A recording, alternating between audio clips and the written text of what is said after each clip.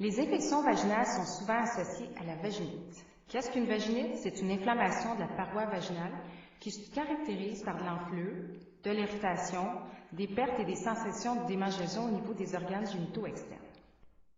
Les principales causes de la vaginite sont les infections à levure, qu'on appelle aussi vaginite à candida, la vaginose bactérienne qui est causée par des bactéries et la vaginite à trichomonase, ainsi que la dermatite allergique.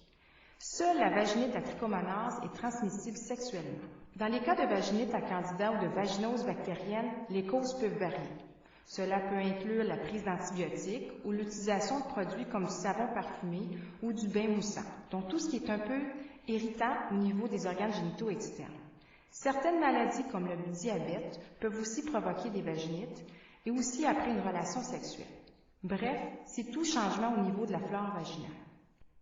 Les symptômes de la vaginite à candidase se présentent par de l'irritation au niveau des organes génitaux externes. Sensations de picotement et de démangeaison sont des symptômes, ainsi que de la rougeur et parfois même des fissures au niveau de la vulve, mais c'est surtout la présence de pertes blanchâtres épaisses qui est semblable à du fromage cottage. Les symptômes de la vaginose bactérienne sont des pertes vaginales grisâtres, jaunâtres, mais c'est surtout l'odeur de poisson des sécrétions qui la caractérisent. Il peut aussi y avoir des crampes pelviennes, des rougeurs et des démangeaisons au niveau des organes génitaux externes, soit la vulve et le vagin. Pour ce qui est des symptômes de la vaginite à trichomonase, il y a aussi présence de pertes vaginales, mais plus verdâtres et jaunâtres, et il peut y avoir aussi un changement dans l'odeur de ces sécrétions.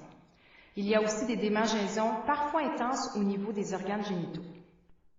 La vaginite est souvent diagnostiquée à l'aide d'un bon examen clinique et d'une bonne histoire médicale de la patiente.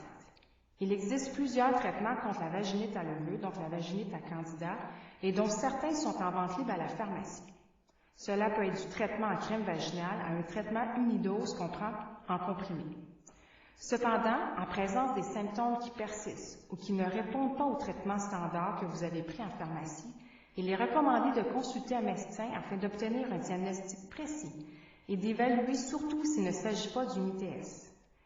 Il n'est pas nécessaire que le ou les partenaires subissent un traitement, sauf évidemment dans le cas d'une vaginite à trichomonase. La vaginite n'est pas dangereuse en soi, mais elle peut causer de l'irritation et ainsi rendre plus vulnérable aux ITS. La vaginite ne présente pas de risque pour la grossesse, mais il serait plus prudent de consulter un médecin pour s'assurer du traitement recommandé durant la grossesse.